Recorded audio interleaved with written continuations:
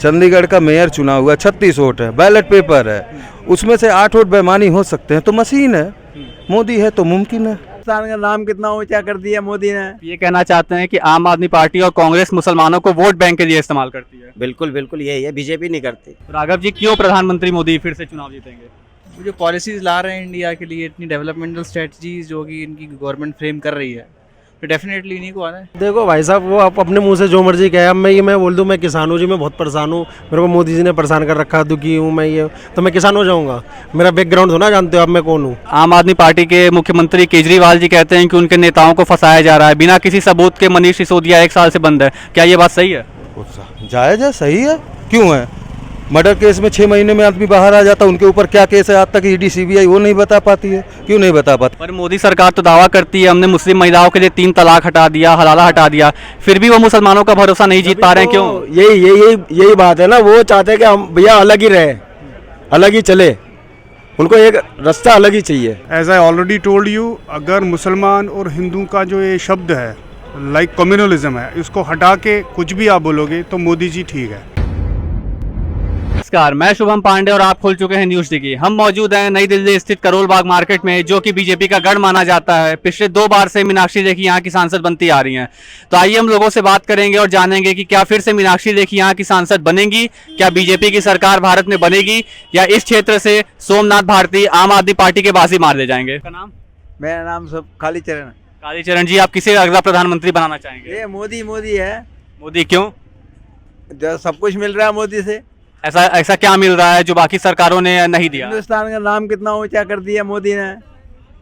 पर विपक्ष तो कहता है कि मोदी सरकार में गरीबी बढ़ी है, बेरोजगारी बढ़ी है। सब कुछ बढ़ा है। ये विपक्ष क्या कर रहा था जब से विपक्ष की पार्टी आई थी पहले? तो ऐसा मोदी ने आपके लिए ऐसा क्या किया है कि आप उन्हें प्रधानमंत्री? हिंदुस्तान के लिए क्या करा? देखो, हिंदुस्तान को नंबर 1 पे ले गए ना। तो उससे आम नागरिक के जीवन में कोई बदलाव आया? आम नागरिक के जीवन में कोई बदलाव नहीं आया। जैसे यहाँ से नई दिल्ली के मीनाक्षी लेखी सांसद हैं, तो क्या वो इस बार सांसद बनेंगी या आम आदमी पार्टी बाजी मार ले जाएगी? आम आदमी पार्टी जिंदाबाद दिल्ली में। तो लेकिन लोकसभा से मीनाक्षी लेखी सांसद है, तो क्या आम आदमी पार्टी लोकसभा की सीट पे कब्जा कर पाएगी या फिर से मीनाक्षी बनेगी? दिल्ली केजरीवाल की है। दिल्ली केजरीवाल की है। हाँ, हिंदुस्तान जो है मोदी का है। बहुत बहुत धन्यवाद हमसे बात करने के लिए। गौरव जी, आपको क्या लगता है अगला प्रधानमंत्री कौन होगा? मोदी जी होंगे। कोई कारण? कारण है, अच्छी चीज कर रहे हैं, काम अच्छा करके देते हैं। कोई 2-4 अच्छे काम आप बता सकते हैं उनके? सारे अच्छे काम हैं। जो पाकिस्तान को डरा के रखा तो सबसे बड़ा अच्छा काम तो वही है। पर ऐसे तो कांग्रेस ने भी पाकिस्तान को 2-2 बार युद्ध में हराया है।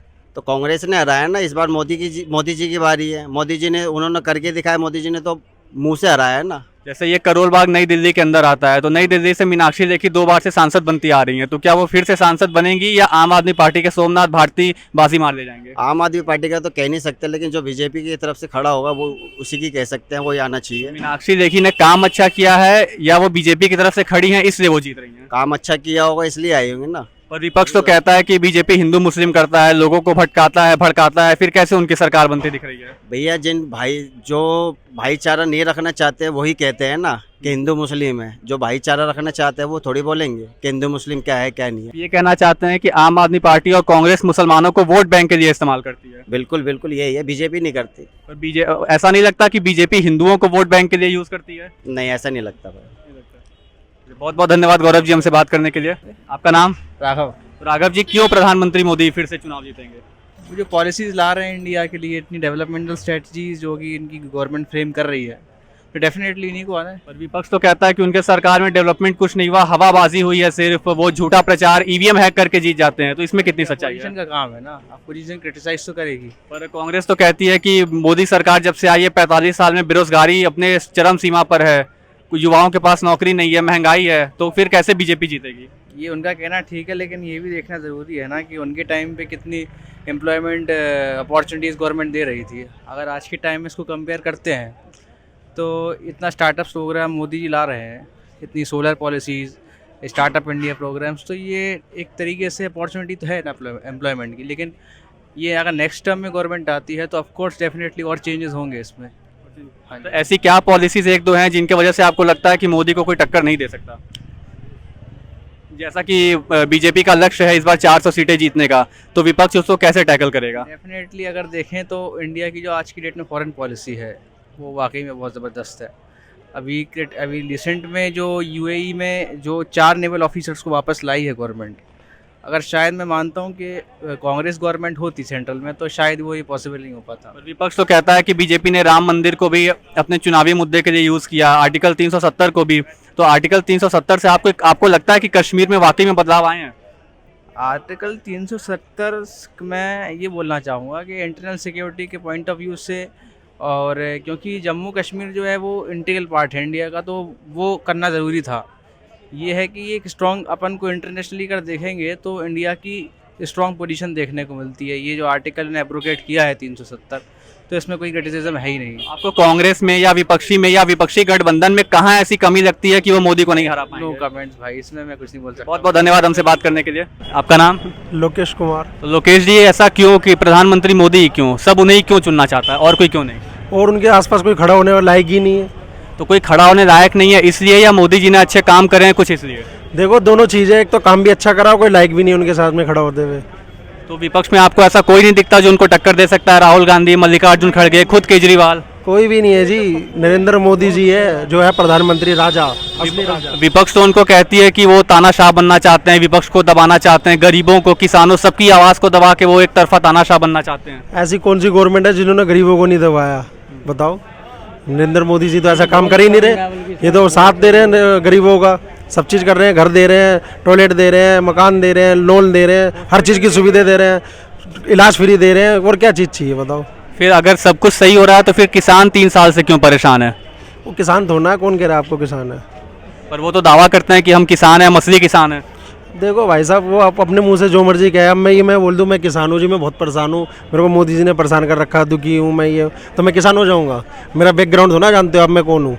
तो किसानों की कुछ क्या मांगे उसके बारे में आपको कुछ पता है? देखो अगर उनको लग रहा है किसान है, सब चीज़ें, अगर उनको लग रहा है कहीं गलत में तो वो अपने मांग कर रहे हैं। हर इंसान को अपना मांगना चाहिए, पर ज़्यादा ही है वो दबाने की सोच रहे हैं गवर्नमेंट को, तो फिर ये गलत है ना। पर जिस तरह से दिल्ली के बॉर्डर्स पे बैरिकेडिंग की गई है, ऐसा लगता है कि सरकार किसानों से डरी हुई है। वो किसान नहीं, कोई आतंकवादी हैं जिन्हें दिल्ली में आने से रोका जाए। हो सकता है उनके बीच में आतंकवादी भी हो, किसी का संगठन हो, कुछ उनकी प्लानिंग हो, तो इसमें कोई वो दो राय नहीं है, सही है। पर अभी तो हरियाणा हाई कोर्ट ने हरियाणा की पुलिस को ही फटकार लगाते हुए कहा है कि आप किसानों पे ऐसे फायरिंग नहीं कर सकते जैसे कि आप कोई आतंकवादी हैं। देखो उनको लग रहा होगा इसीलिए वो ज़्यादा वो कर रहे हैं, नहीं तो ऐसा कोई नहीं है कि भाई हम उनको, वो हमारे दुश्मन थोड़ा है, वो भी हमारे भाई बंद है, सब चीज़ है। गवर्नमेंट किसी को थोड़ा गलत देखेगी, अपने एक ही नज़र में देखती है। राहुल गांधी तो भारत जोड़ो यात्रा में व्यस्त हैं। वो कहते हैं कि कैसे भी करके हम इस बार मोदी को हरा के रहेंगे, संपूर्ण गठबंधन करके। तो आपको लगता है कि क्या विपक्ष गठबंधन करके प्रधानमंत्री मोदी को टक्कर दे पाएगा? देखो शेर अकेला चलता है, अब उसके पीछे इतने सारे जानवर लग जाएंगे, कुछ हो जाएंगे, जब भी उसको नहीं हरा पाएंगे। शेर शेर ही होता है। पर शेर भी तो एक तरह का जानवर ही है। नहीं जानवर है, पर उसके अंदर है ना पावर है, अकेले उससे कोई नहीं जीत सकता। अगर मोदी सरकार इतनी ताकतवर है तो दक्षिण भारत में अपनी पैठ क्यों नहीं बना पा रही है? अब ये चीज़ का मैं नहीं, अब ये बड़े भाई देंगे जवाब। नहीं, इस चीज़ के लिए तो हम बता ही नहीं सकते यार, क्या इस चीज़ के लिए क्या बोलेंगे? वही तो, जितना था हमने बता दिया आपको। बहुत बहुत धन्यवाद हमसे बात करने के लिए। इसलिए आप किसे चाहते हैं अगला प्रधानमंत्री बनाना? हमें जो भी आए अच्छा काम करे उसे चाहेंगे। तो आपको क्या लगता है कौन अच्छा काम कर सकता है? प्रधानमंत्री मोदी, केजरीवाल, या मल्लिकार्जुन खड़गे, या खुद राहुल गांधी? एक बात बताएं, 10 साल से तो ये अच्छा तो देख ही रहे हैं। हम तो छोटा मोटा बिजनेस करते हैं, हमारी अपनी शॉप है, उसमें भी नहीं फायदा आता। 12% GST बढ़ते हैं। ये जैसे कई लोग का ये कहना है कि प्रधानमंत्री मोदी इसलिए फिर से बनेंगे क्योंकि और कोई ऑप्शन नहीं है। तो ऐसा तो नहीं कि जनता ने ही ऑप्शन खत्म कर दिया? जब तक मौका नहीं देंगे ऑप्शन कहाँ से आएगा? अब तो भक्ति और अंधभक्ति होने लगी।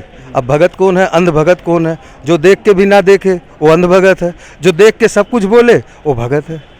आम आदमी पार्टी के मुख्यमंत्री केजरीवाल जी कहते हैं कि उनके नेताओं को फंसाया जा रहा है, बिना किसी सबूत के मनीष सिसोदिया 1 साल से बंद है। क्या ये बात सही है? जायज़ है, सही है, क्यों है? मर्डर केस में 6 महीने में आदमी बाहर आ जाता, उनके ऊपर क्या केस है आज तक ED CBI वो नहीं बता पाती है। क्यों नहीं बता पाती? कोई रीजन तो दे। सुप्रीम कोर्ट में जाके मुकर जाती है, सबूत नहीं देंगे। क्यों नहीं दोगे? देना पड़ेगा।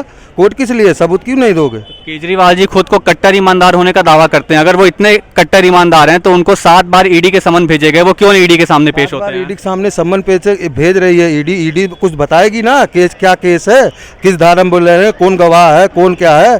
समन में तो होता है ना कि हमारे ऊपर ये मुकदमा लगा है। ED आज तक बोली कि कौन सा मुकदमा इनके ऊपर लगा है, क्यों नहीं बता रही? तो केजरीवाल जी तो खुद भारत की राजधानी के मुख्यमंत्री हैं, फिर वो अपने मंत्रियों को क्यों नहीं छुड़ा पा रहे हैं? कौन रोक रहा है उन्हें? क्यों छोड़ा देगा? उनके हाथ में, किसी मंत्री या किसी के हाथ में उनको छोड़ा देगा। जब कोर्ट बोलेगी तभी छोड़ेगी ना।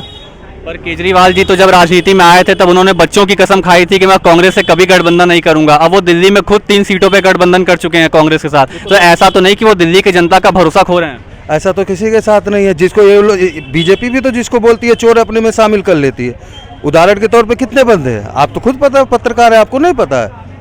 बीजेपी पे तो ये आरोप लगता है कि बीजेपी जो है वो वॉशिंग पाउडर है, जो भी उसमें करप्ट आता है वो धुल के नया हो जाता है। तो क्या ये बात सच है? वो तो फिर चल ही रहा है, सब जगह देख रहे हैं, दुनिया देखती है, सब देख ही रहे हैं ना कौन कैसा कर रहा है। जैसे हाल ही में बीजेपी का आने वाले चुनावों को लेकर जनसंख्या नियंत्रण कानून भी लाने का विचार है, तो आप इसको सही मानते हैं? किसको किसको ले आओगे, सबके पास जिसकी जितनी अब हमारी कैपेसिटी 2 बच्चे की, हम 2 रख लेंगे, 3 की है 3 रख लेंगे, 10 की है 10 रख लो, कोई प्रॉब्लम थोड़ी ना है। पर 10 बच्चे अगर होते हैं तो भारत की जनसंख्या ऐसे 140 करोड़ पहुंच चुकी है, तो क्या देश के संसाधनों को नुकसान नहीं होगा इससे? वैसे ही उतना बढ़ती जा रही है, क्या नुकसान हो रहा है? बढ़ नहीं रही जनसंख्या, कभी कम होती है, बढ़ ही रही है। तो जब भी ऐसे कानून लाने की बात होती है तब ओवैसी जी आ जाते हैं और कहते हैं कि इससे मुसलमानों की जनसंख्या रोकी जाएगी। तो क्या ये सिर्फ मुसलमानों के लिए तो नहीं है, सबके लिए आएंगे? तो क्यों एक समाज को भड़काया जा रहा है एक कानून को लेकर, जो कि देश के लिए अच्छा हो सकता है? भड़काना क्यों चाहेगा कोई? ना भड़काए, भड़काएगा क्यों?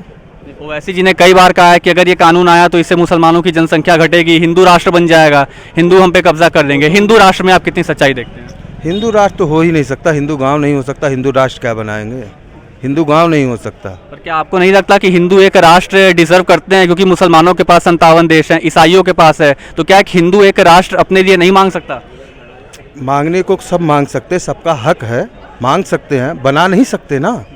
ऐसे तो मेरी बात सुनो, यहाँ से अब कोई अमेरिका जाकर सेटलमेंट हो जाए, अमेरिका वासी क्या बोल दे कि हम इंडियन को नहीं रखेंगे, या वहाँ मुसलमान नहीं रहेगा, सिख नहीं रहेगा, ईसाई नहीं रहेगा। तुलना तो अमेरिका की देते हो, अमेरिका की तुलना ही क्यों देते हो? सारे अमेरिका जाके सेटल होना चाहते, क्यों? तो मोदी सरकार तो कहती है हमने राम मंदिर बनाया, आर्टिकल 370 हटाई, जिससे कश्मीर के मुसलमानों को फायदा हुआ, तो फिर क्यों नहीं मुसलमानों ने पसंद करता है? कहाँ उनकी कमी रह जा रही है मुसलमानों का भरोसा जीतने में? 15 साल हो गए, पर कितने साल से प्रधानमंत्री हैं? 10 साल से। 2014 में क्यों नहीं बनवाया, आज क्यों बन रहा है? तो आपको क्या लगता है, क्या वाकई बीजेपी हिंदू मुसलमान की राजनीति कर रही है? वो तो डेफिनेट करती है, उनका तो पॉलिटिक्स वोट बैंक ही है, वो तो वोट बैंक है। काम के ऊपर वोट मांगा जाता है, धर्म के नाम पे वोट क्यों मांगते हो? तो आपको लगता है बीजेपी ने काम नहीं किया, हवाबाजी करके और धर्म के लोगों को भड़का के जीत रही है? भाई हमारे समझ से ये है, अब किसका क्या सोच है हम किसी की सोच तो पकड़ नहीं सकते। तो आपको लगता है कि कोई मोदी जी को टक्कर दे पाएगा इस चुनाव में? टक्कर नहीं देखता, टक्कर सत्य और असत्य की होती है। अब तो सत्य है, असत्य है। तो आपके हिसाब से कौन सत्य है? कौन किसके सत्य की जीत होगी? मोदी के सत्य की, केजरीवाल के सत्य की, या कांग्रेस के सत्य की? वो तो आने वाला वक्त बताएगा। हम आपके हिसाब से आने वाला वक्त, क्योंकि आने वाले वक्त में आप भी रहेंगे, आप भी वोट देंगे, तो आपके हिसाब से आने वाला वक्त क्या है? अब सोच किसकी कितनी मिलती है? हमारी मिलती है, उनकी मिलती है, उनकी मिलती है। पार्टियां तो कई है, अब कौन जीतेगा कौन हारेगा वो तो वोट की गिनती के बाद ही पता चलेगा। हम कैसे भविष्यवाणी कर दें कि नहीं आज जीतेंगे? अब मोदी जी की तरह बोल दे 400 सीट आएगी, या 370 बोल दे 370 आएगी, या 500 आ जाएगी, ऐसे थोड़ी ना बोल सकते। 400 सीटें बीजेपी ला पाएगी? क्योंकि मल्लिकार्जुन खड़गे तो कहते हैं कि अगर बीजेपी की 400 सीटें आ गई तो वो तानाशाह बन जाएगी, विपक्ष खत्म हो जाएगा। ये सही है? सिंपल सी बात है, जो 36 वोटों में है, चंडीगढ़ का मेयर चुना हुआ है, 36 वोट है, बैलेट पेपर है, उसमें से 8 वोट बेईमानी हो सकते हैं, तो मशीन है। मोदी है तो मुमकिन है। मोदी है तो मुमकिन है कि मशीन है तो मोदी मुमकिन है? दोनों उन्हीं का है ना, तो सब मुमकिन है। चुनाव आयोग उनकी, ईडी उनकी, सीबीआई उनकी, सब उन्हीं का। ये और लोगों से बात करते हैं। आपका नाम? मेरा नाम बाबू है। तो आपके हिसाब से क्या उनकी बात में कितनी सच्चाई है? मशीन कुछ भी कर लेगी भाई साहब। आप एक तरफा कांग्रेस को वोट दे रहे हो, कांग्रेस जाके अपना वोट कवर करके वो बीजेपी में क्यों जा रहा है? और सुप्रीम कोर्ट ने तो चंडीगढ़ के मेयर चुनावों को रद्द कर दिया था। उन्होंने कहा कि बीजेपी ऐसे लोकतंत्र की हत्या नहीं कर सकती। तो सुप्रीम कोर्ट से तो ऊपर कोई नहीं है। हाँ, सुप्रीम कोर्ट से तो ऊपर है ही नहीं कोई। तो यानी सुप्रीम कोर्ट का जो कहना है कि चुनावों में धांधली हुई है, ये बात सही है? मैं नहीं मानता, मैं नहीं मानता। तो आप किसे प्रधानमंत्री चाहेंगे? मैं तो भाई मोदी है। ऐसा क्यों? भाई साहब हम देख रहे हैं ना, जो मोदी ने करा ना इतने सालों में कोई नहीं कर पाया। जैसे आप भी युवा हैं, विपक्ष तो कहता है कि युवा सबसे ज्यादा मोदी सरकार में परेशान है, तो आप युवा हैं तो आप क्यों मोदी को बनाना चाहेंगे? किसी से परेशान नहीं हूँ, हाथ पैर ऊपर वाले ने दिए हुए हैं, मैं कुछ भी बना के खा सकता हूँ, कहीं पे भी जाके कमा के खा सकता हूँ। हम किसी पे डिपेंड नहीं करते। आज का युवा किसी पे डिपेंड नहीं है। अगर आज का युवा अपने ऊपर निर्भर है, तो फिर जो पंजाब के किसान जो युवा हैं वो क्यों इतने परेशान है सरकार से? किसानों के हम कह नहीं सकते। देखो किसान क्या है, अन्नदाता है। अब वो क्या करते नहीं करते, हम उनके साथ हम खड़े हो सकते हैं, मगर उनको ये नहीं कह सकते कि आप ऐसे मत करो। जो उन्होंने करा ना वो थोड़ा गलत था तरीका। जो पब्लिक परेशान हो रही है तो पब्लिक को परेशान मत करो। आपको जाना है डायरेक्ट आप वहाँ चले जाओ, सत्संग भवन चले जाओ, अपनी मांग रखो। मांग रखने के लिए कि अपना एक बंदा चुन लो कि भाई ये हमें ये फैसिलिटी चाहिए। और अभी हरियाणा हाई कोर्ट ने हरियाणा पुलिस की कार्रवाई को आतंकवादी कार्रवाई घोषित करते हुए कहा कि आप किसानों पे गोली नहीं चला सकते क्योंकि आप कोई आतंकवादी नहीं है, और किसानों को भी हिदायत दी कि आपको प्रदर्शन करना है तो शांति से करें। वो ठीक बोला और उन्होंने। किसान क्या करें जब वो दिल्ली में आ ही नहीं सकते, सरकार उन्हें ऐसे रोक रही है जैसे वो किसान नहीं आतंकवादी हैं। तो अन्नदाता से सरकार क्यों डर रही है? किसानों का और कुछ नहीं, अपने 5 बंदे बना लो या 2 बंदे बना लो, सीधा जाके पार्लियामेंट में या सदन में जाके बात करो। अगर वहाँ पे रोकते हैं उनको तब गलत है। और बीजेपी पे तो ये भी आरोप लगते हैं कि वो हिंदू मुसलमान की राजनीति करती है, तो मुसलमान को दबा रही है। कांग्रेस ने कभी नहीं करी आज तक राजनीति, हिंदू मुसलमान कांग्रेस ही करता आया। अगर कांग्रेस ने नहीं करी तो भाई साहब पाकिस्तान कैसे बन गया? पर कांग्रेस ने हिंदू मुसलमान इतना किया तभी तो जनता ने बीजेपी को चुना। अब अगर बीजेपी भी वही करेगी तो कांग्रेस और बीजेपी में अंतर क्या है? बीजेपी नहीं कर रही है भाई साहब। देखो हर चीज़ का ना एक राज्य होता है, हर चीज़ का एक टाइम होता है। मैं भी राजस्थान से बिलोंग करता हूँ। जैसे कि अब आप मान लो कि राजस्थान में आज तक ना अंग्रेजों ने राज करा, 450 ना मुगलों ने राज करा। क्यों नहीं करा? बाकी पूरे हिंदुस्तान पे राज हुआ होगा, मगर हमारे में आज भी अगर बच्चे को पढ़ाते हैं ना क्लास में तब पूछते हैं ना सवाल कि मुगल कौन थे, हमें क्या पता है? क्यों बोलते हैं? क्यों वहाँ पे राज कर ही नहीं पाए वो। बीजेपी तो और भी क्रेडिट देती है कि हमने पाकिस्तान को खत्म कर दिया, पाकिस्तान को हराया, पर ये काम तो कांग्रेस ने भी किया था, पर कांग्रेस ने कभी इसका क्रेडिट नहीं दिया। तो क्या बीजेपी सेना का इस्तेमाल करके चुनाव जीतती है? नहीं, ये गलत है। अभी हाल ही में आर्टिकल 370 नाम की एक फिल्म रिलीज हुई है, तो चुनाव से पहले ऐसी फिल्में क्यों आती हैं? कभी चुनाव से पहले उरी आ जाती है, कभी मोदी आ जाती है, कभी 370, तो चुनाव से पहले ही क्यों? क्या युवा को ब्रेन वॉश किया जा रहा है? ये तो भाई साहब कांग्रेस का राज होता तब भी यही होता, आज बीजेपी का है तो तब भी यही होता। कांग्रेस ने तो कभी अपने किसी काम का क्रेडिट नहीं दिया। नहीं, एक बात बताओ, आप रियलिटी दिखा रहे हो जो कभी किसी ने दिखाई नहीं। आप कितनी भी फिल्में देख लो, हर बार हिंदू को ही टारगेट किया गया है। आप कितनी भी फिल्में देख लो, एक्स-वाई जितनी भी, मगर हिंदू ने कभी आवाज़ नहीं उठाई। क्यों नहीं उठाई? हिंदू जब पैदा होता है ना तब उनके माँ बाप एक बात सिखा देते हैं, सब इंसान है। हिंदू धर्म में जो पैदा होता है ना उनके माँ बाप सीधा बोलते हैं सारे इंसान है, कोई मुसलमान नहीं है, कोई सिख नहीं, कोई ईसाई नहीं है, सब एक जैसे, सारे एक जैसे हैं। उनको कभी नहीं सिखाया गया कि तुम अल्लाह को मान रहे हो तो तुम अल्लाह को ही मानो। तो क्या मुसलमान बीजेपी से परेशान है या अपने मजहब के कानूनों से खुद परेशान है? वो अपने मजहब के कानूनों से ही परेशान है। पर मोदी सरकार तो दावा करती है हमने मुस्लिम महिलाओं के लिए 3 तलाक हटा दिया, हलाला हटा दिया, फिर भी वो मुसलमानों का भरोसा नहीं जीत पा रहे हैं। क्यों? यही बात है ना, वो चाहते हैं कि हम भैया अलग ही रहे, अलग ही चले, उनको एक रास्ता अलग ही चाहिए।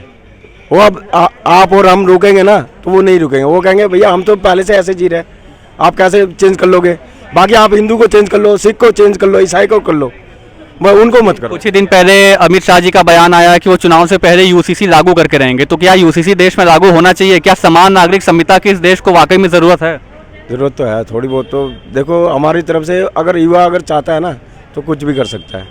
अब ये सरकार के हाथ में नहीं है, वोटिंग हो या कुछ भी हो, सरकार के हाथ में कुछ नहीं होता, ये पब्लिक के हाथ में होता है। पब्लिक किसको वोट दे रही किसको नहीं दे रही वो पब्लिक के हाथ में है। अब कहते हैं, कोई कहता है कि मशीन में घोटाला हो गया, उसमें घोटाला हो गया, चलो मैं मानता हूँ मशीन में घोटाला हो गया। 21 विधायक राजस्थान क्यों आए? कांग्रेस के 21 विधायक राजस्थान में आके कमल का हाथ क्यों पकड़ा? पर जैसा कि आम आदमी पार्टी ने 2022 में यूसीसी का समर्थन किया था, पर अभी उनके पंजाब के मुख्यमंत्री भगवंत सिंह मान ने यूसीसी का विरोध किया है, तो जब वो उनकी आपस में सहमति नहीं बन पा रही है तो वो बीजेपी को कैसे घेर पाएंगे यूसीसी लाने से? वो नहीं घेर पाएंगे। मोदी को देखो, मोदी भी चाहता है कि एक बंदा, एक भाई साहब फ्री मिले हैं, 450 का मिल रहा है, पहले फ्री मिले हैं सारे, नहीं अभी अब मिल रहे होंगे। चुनाव इनसे पूछना एक बार, बीजेपी के चुनाव मैनिफेस्टो में 450 का सिलेंडर था, राजस्थान में मिल रहा है। ठीक है। हाँ और बोलिए। मिल रहा है। बीजेपी ने तो ये भी दावा किया था कि उनकी सरकार बनी तो सबको 15 लाख मिलेंगे, वो तो अभी तक नहीं मिले। भाई साहब से पूछो कि आज बीजेपी की सरकार ने सिलेंडर फ्री दिए और भी फैसिलिटियाँ फ्री दी, कितने का फ्री? क्यों लेते हैं भाई? कितने का सिलेंडर है? क्यों? 2014 में कितने का था? फ्री नहीं मिले। 2014 में कितने का सिलेंडर था? तो भाई एक वो सिक्योरिटी लगाई थी उन्होंने, कितने का था? वो आपकी एक सिक्योरिटी है, वो आपका पैसा कितने का था? वो सेफ है और मिलता है। उन्होंने दूसरे तरह से पैसा दिया पब्लिक को, अगर महंगा भी करा ना तो सब्सिडी लाए थे वो। सब्सिडी कांग्रेस के सरकार में मिलती थी, अभी खत्म हो गई। खत्म हो गई ना। क्यों हो गई? क्यों सब्सिडी क्यों खत्म कर दी बीजेपी ने? ये नहीं पता भाई। ये नहीं पता तो ये पूछो ना मोदी पर जी जैसा से। कि आपके सिलेंडर वो पूछ उसके लिए मैं बोलता वो हूँ, पूछो जब क्यों फ्री दे, सब्सिडी क्यों खत्म? नहीं राजस्थान में, जब राजस्थान के पहली पूरे हिंदुस्तान में जब फ्री दिया, जब तक कोई नहीं बोल रहा था भाई हमें फ्री क्यों दे रहे हो।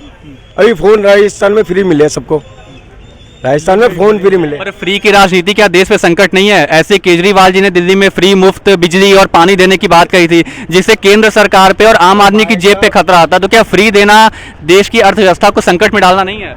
तो भाई साहब एक बात बताओ, आप वोट मांग रहे हो तो किस बेस पे मांग रहे हो? पर क्या देश की अर्थव्यवस्था को ताक पे रख के वोट मांगा जाएगा? वो कहता है कि भाई मैं, मेरे पे जितना पैसा सरकार मेरे को दे रही है मैं लगा रहा हूँ। केजरीवाल का कहना ये है कि जितना सरकार मेरे को पैसा देती है ना तो मैं पूरा का पूरा उसमें डेवलप कर रहा हूँ। जैसे कि ये फ्री सेवा होगी बसों की लेडीज़ के लिए, और भी जैसे सिलेंडर हो क्या गए। फ्री की राजनीति होनी चाहिए कि नहीं होनी चाहिए? फ्री की राजनीति तो देखो नहीं होनी चाहिए, क्यों हर युवा यही चाहता है कि भैया जब तक हाथ पैर सलामत है मैं कमा के खा लूँगा। विपक्ष तो कहता है मोदी जी ने ऐसा कोई खास काम नहीं किया, उन्होंने तो सिर्फ हिंदू मुसलमान को भड़का के वो प्रधानमंत्री बने हुए हैं, हिंदू राष्ट्र का लालच देके बने हैं। तो इसमें कितनी सच्चाई है? देखिए, apart from communalism everything is okay as far as my think is concern. अगर कम्युनलिज्म को हटा के, हिंदू मुसलमान को हटा के कोई भी बात आप करेंगे तो मोदी जी ने अच्छा ही किया है। तो आपको लगता है कि अगर बीजेपी हिंदू मुसलमान की राजनीति ना करे तो वो सरकार बना पाएगी? बिल्कुल अच्छे से बना पाएगी, इसमें कोई दो राय नहीं। क्यों? ऐसे क्या काम आपको लगता है कि जो प्रधानमंत्री मोदी के अलावा कोई और सरकार या कोई और पार्टी नहीं कर सकती थी? कर सकती है बट अगर देखा जाए, जो प्रधानमंत्री थे पहले, प्रधानमंत्री नेहरू जी के बाद अगर देखा जाए वर्ल्ड ओवर हमारे जो जितने भी देश है जिनके साथ हमारा संबंध जुड़ा हुआ होता है, तो उनके साथ अगर देखा जाए तो डिप्लोमेटिक लेवल पे मोदी जी की सरकार ने ही मतलब उतना ज़्यादा अच्छा असर रहा है उनके प्रति, तो इससे पहले सरकारों में नहीं देखा पाया। बीजेपी तो यूसीसी और सीए लाने की बात भी करती है, जिसकी वजह से दिल्ली में काफ़ी दंगे हुए थे। कई पार्टियों का कहना था कि यूसीसी आएगा तो मुसलमान खतरे में पड़ जाएगा। क्या इस बात में कुछ आपको हकीकत दिखाई देती है? As I already told you, अगर मुसलमान और हिंदू का जो ये शब्द है लाइक कम्युनलिज्म है, इसको हटा के कुछ भी आप बोलोगे तो मोदी जी ठीक है। तो अगर यूसीसी आता है तो क्या वो देश के लिए अच्छा होगा? मुझे नहीं लगता, क्योंकि सेकुलरिज्म भी कुछ माने रखता है। सेकुलरिज्म भी क्योंकि हमारा देश अगर देखा जाए, हमारा जो देश है इसका जो संविधान है तो इन्हीं चीज़ सेकुलरिज्म भी वहाँ पे मतलब प्रेजेंस है उसकी, तो सेकुलरिज्म अपना संविधान सेक्युलर होने के बाद भी इंदिरा गांधी की सरकार में देश में all India Muslim personal law board और वक्फ बोर्ड को जगह दी गई। तो सेक्युलरिज्म में पर्सनल लॉ बोर्ड की क्या ज़रूरत? पर्सनल लॉ बोर्ड देखा जाए तो ये एक मतलब अगर देखा जाए तो रिलीजन जो है एक पर्सनल मैटर है, तो हर एक रिलीजन में अगर आप देखा जाए तो हर एक रिलीजन में अपना अपना एक संविधान होता है, तो अगर वो रिलीजन तक ही रखा जाए तो फिर ठीक है। बट अपार्ट फ्रॉम दैट अगर पूरी कंट्री की बात की जाए जहाँ पे हमारी जो रिप्रेजेंटेशन प्रधानमंत्री करते हैं, तो वहाँ पे अगर देखा जाए वहाँ पे हमारा जो संविधान है वो बड़े अच्छे से। बीजेपी को तो एक डिटर्जेंट पार्टी बनाया जाता है कि जो भी करप्ट नेता इसमें आता है वो साफ सुथरा हो जाता है। जैसे बंगाल से शुभेंदु अधिकारी, कांग्रेस से हिमंता बिस्वा शर्मा जो असम के मुख्यमंत्री हैं, तो क्या वाकई बीजेपी में करप्ट लोगों के लिए एक वॉशिंग पाउडर बन के रह गई है? नहीं, I don't think so. BJP में अगर देखा जाए, बीजेपी की जो लीडरशिप है तो उनके रहते हुए मुझे नहीं लगता कि कोई भी मिनिस्टर हो, चाहे चीफ मिनिस्टर हो किसी प्रांत का या सेंटर में कोई मिनिस्टर हो, तो वो इस किस्म के चीज़ें मतलब या करप्शन रिलेटेड मसलों में मतलब पाए जाएंगे। मुझे अभी बंगाल में एक सर्वे किया गया जिसमें ये बताया गया कि बंगाल में 17 लाख इलीगल बांग्लादेशी नागरिक रह रहे हैं और पिछले चुनावों में बीजेपी एग्जैक्ट 17 लाख वोटों से ही हारी थी। तो क्या ये हो सकता है कि ममता बनर्जी अवैध बांग्लादेशियों को घुसा रही हैं अपने फ़ायदे के लिए? ये तो आज की बात नहीं है। अगर देखा जाए अवैध बांग्लादेशी जो यहाँ पे है, ये आज की बात नहीं है जब से मोदी जी आए हैं। ये तो बहुत पहले से ऐसा है कि यहाँ पे अवैध तरीके से, चाहे बांग्लादेशी हो या कोई और किसी और देश से हो, तो अवैध तरीके से बहुत सारे सालों से ऐसा है। पर बीजेपी खुद को दुनिया की सबसे बड़ी पॉलिटिकल पार्टी होने का दावा करती है। अगर वो इतनी पावरफुल है तो इन अवैध बांग्लादेशियों को क्यों नहीं निकाल पा रही है? इतनी पावर होने के बाद भी क्या उन्हें रोक रहा है? विपक्षी या उनका अपना एजेंडा? This is the question that BJP has to answer, specially Modi ji. This is the question कि ये मोदी जी को जवाब देना चाहिए इन चीज़ों पे। जैसे दिल्ली दंगों के टाइम भी मुसलमानों को भड़काने की कोशिश की गई थी, तो ये विपक्ष भी भड़काता है, सरकार भी भड़काती है, तो सरकारों को या विपक्ष को क्या ऐसा रोकता है कि वो हिंदू मुसलमान से आगे नहीं बढ़ पाते? उनका अपना पॉलिटिकल लालच या वाकई में वो अपने धर्म को लेकर इतने कंसर्न है? वेल अगर देखा जाए तो 140 की आबादी में, अगर देश की आबादी 140 करोड़ है, उसमें अगर देखा जाए तो करीबन 112 या 110 के करीब जो है हिंदू पॉपुलेशन है यहाँ पे। इंडिया की अगर बात की जाए तो करीबन 25, 26 या 27 करोड़ मुसलमानों की आबादी होगी, और बाकी भी आप रख लो 4 करोड़। मुझे लगता है इन चीज़ों से ये एक पॉलिटिकल गेम होती है जो कि पॉलिटिकल पार्टीज़ खेलती है, otherwise there is nothing like that. Article 370 को लेके आपका क्या कहना है? Well article 370 no comments for that this particular. Okay thank you, बहुत बहुत धन्यवाद हमसे बात करने के हिसाब से अगला प्रधानमंत्री कौन होगा? मोदी। कोई खास वजह? बस जो काम कर रहा है उसकी वजह से। तो ऐसा क्या काम है कि वो दिन ब दिन इतने हाई पॉपुलर होते जा रहे हैं, नीचे आने का नाम ही नहीं ले रही उनकी पॉपुलैरिटी? अभी तक जो नहीं हो रहा था वो कर रहे हैं। जैसे कोई कुछ भी 2-3 चीज़ें जो आपको लगता हो। 370 हटा दिया। पर 370 हटने से तो विपक्ष का कहना है कि कश्मीर के मुसलमान परेशान है, तो फिर उससे फ़ायदा क्या? नहीं, पहले जो हिंदू थे वो भी परेशान थे ना, अभी तो वो भी, उनका भी तो किसी ने याद नहीं विपक्ष भी तो यही कहता है कि बीजेपी हिंदू मुस्लिम की राजनीति अगर छोड़ दे तो वो कभी सत्ता में ही ना आ पाए। नहीं, वो तो अब मज़हब की क्या वो करनी है ना आपने। पर बीजेपी भी तो यही करती है, इसीलिए तो बीजेपी को जनता ने बनाया था कि कांग्रेस ये करती थी, अब बीजेपी भी वो करेगी तो फिर फ़ायदा क्या? बीजेपी वो नहीं कर रही, लेकिन वो अच्छा कर रही जो कर रही है। बीजेपी में तो विपक्ष कहता है कि युवा परेशान है, किसान परेशान है, सब परेशान है, महंगाई बढ़ रही है, तो फिर क्या ऐसा अच्छा है कि बीजेपी अच्छा काम किया है, जो भी किया अच्छा किया अभी तक। अगला प्राइम मिनिस्टर कौन होगा इंडिया का? आप किसे वोट देंगे? The Prime Minister right now? हाँ? The Prime Minister right now? अच्छा, you are not from India? I'm from India, but I don't know what you asked. You know Hindi or not? A little bit. Little bit. So according to you, who will be the next Prime Minister of India and why? Probably Modi, man. Modi, why? Any special reason that he is different from all opposition parties? Nothing. He's the worst. Which state are you from? I'm from South. You are from South India. Yeah. What do you think about that? BJP can win South India or not? I have no idea, bro. Probably they get like 1 or 2 seats. But the work which Annamalai do for BJP in Tamil Nadu, Chennai, he is totally confident that he will meet BJP government in South India. Do you agree with him? I don't know. I don't think so. It's hard to get hands in Kerala for BJP because people are different in Kerala, right? Yeah. What does Kerala people want? Whom they want as a Prime Minister of India? We don't care about the party, but we do care about how they treat people, right? Because India is mainly, well known, famous for having equality in everything, right? Like religion, anything, right? But when you look to the north side and when you look what BJP is doing right now, they're trying to divide the people based on religion, right? They inject in the venomous into people's brain, like Hinduism and all this thing, right? And India is for everybody, not just for Hindus or Muslim, right? It's for everybody, right? मंत्री कौन होगा? मोदी ही आएगा। आपका नाम? शोमो। तो आपको क्यों लगता है कि मोदी ही आएगा? आपको या सबको क्यों लगता है कि सिर्फ मोदी ही आएगा? अभी तो ट्रेंड वही है ना, वही ट्रेंड है, वोटर का मूड भी वही है, वो अपना सारा का सारा सर्वे भी वही बोल रहा है।